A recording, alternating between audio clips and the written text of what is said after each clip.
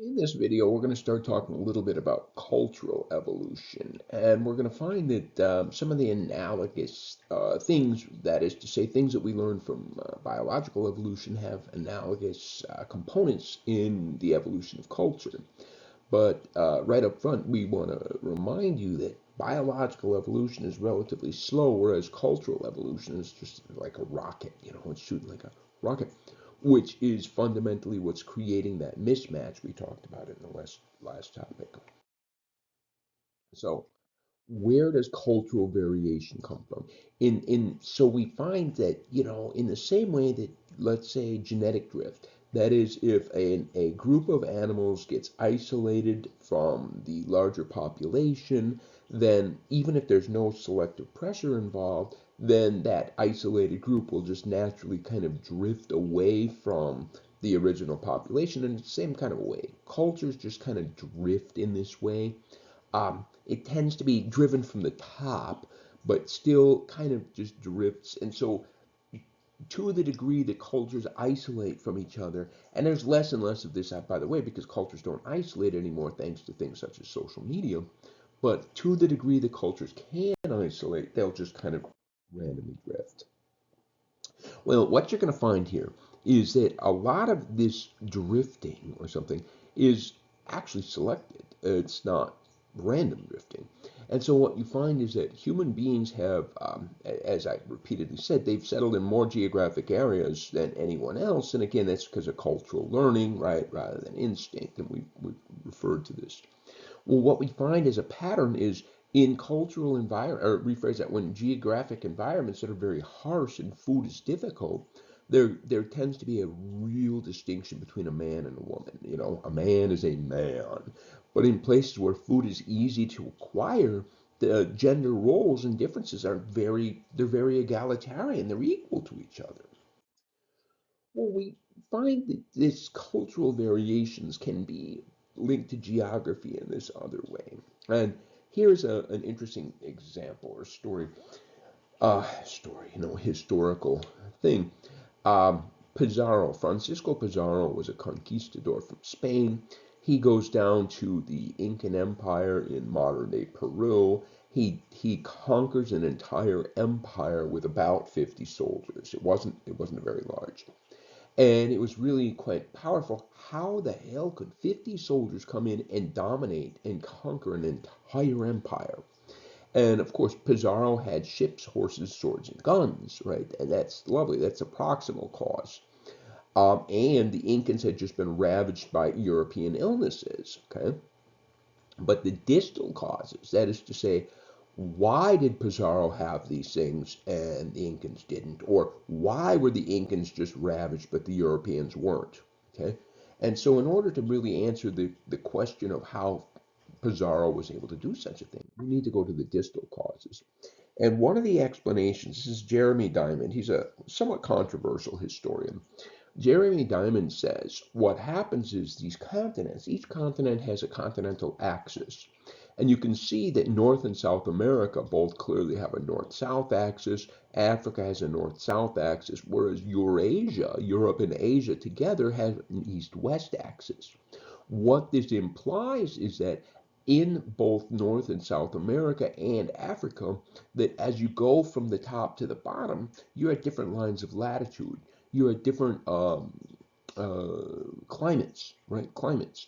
And so what happens is that if, say, for example, in North and Central America here, in Central America, they cultivated gourds, okay? They domesticated gourds. And so, they planted them in gardens and stuff. And what happens is that in order for these plants to flourish and thrive, they have to have a very specific, climate. And so this idea of cultivating these gourds, it's emerged in, say, Mexico. It does no good down here in South America. They won't grow down there. And so ideas tend to be isolated. They tend not to flow. Whereas in Eurasia, when the first people domesticated rice way back when, what happens is the idea of domestication could spread east and west because as you go across the continent, you have a very similar climate. So it can go all the way from the east to the west. And so ideas are going to spread, not just ideas of agriculture, but other ideas related to pottery and other cultural changes. And it is this ability to share ideas across the continent is why Francisco Pizarro, or rephrase that, the Europeans were so advanced in the sense that they had domesticated agriculture earlier. And the Europeans, Eurasians, had been exposed to all of those illnesses and they had had a massive die off. Okay. But by the time Pizarro went to the Incas, the European population had recovered from all of the illnesses that are inevitable when you have domesticated agriculture. But the Incans had no adaptation to survive this. We can also refer to geography influencing cultural change in this evoked versus transmitted culture. Evoked culture is the idea that the environment, that inside of each and every one of us, we have potentials. And the environment around us determines which of those potentials will be evoked. And the example I did previously, in places where food is very difficult and dangerous, it evokes a cultural manhood or manliness kind of idea. But the notion of transmitted culture is really coming down to the whole social learning aspect or modeling component of culture. That is, we teach our children what we're supposed to be doing. And so here's a fascinating a study done where there's four different tribes in East Africa. And in these tribes, they have people that live in the highlands and are farmers, and they have people that live in the lowlands and are herders. So now, if evoked culture was a larger component of cultural transmission, you'd find that all the farmers would share attitudes and all of the herders would share attitudes, but you don't. Instead, when it came to attitudes, it was what tribe are they from, which is clearly showing that transmitted culture, in at least in this example, is far more uh, a far bigger driver of cultural change than evoked culture is. So when it comes to this cultural evolution idea, we understand that biological evolution has as its core the idea of genes. Genes are the smallest unit of biological information, whereas in cultural evolution, a meme is the smallest, unit of change or unit. And what you find is that the main difference between biological evolution and cultural evolution is genes, the main can only transmitted once per generation and only parent to offspring. It's very limited.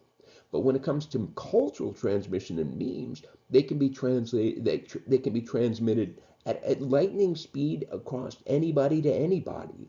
And so it's quite clear that cultural evolution will be occurring in ways that biological evolution could never have. So now, in order for a gene to be successful, it has to have certain characteristics.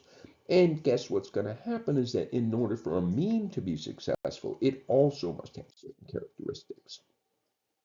So both genes and memes, in order to be successful, have to have longevity. That is, that they last a long time. Okay? They have to have fidelity, that is, high levels of accuracy. And we've seen this earlier in the idea, or we're going to see it later, rather. My videos I recorded, different orders.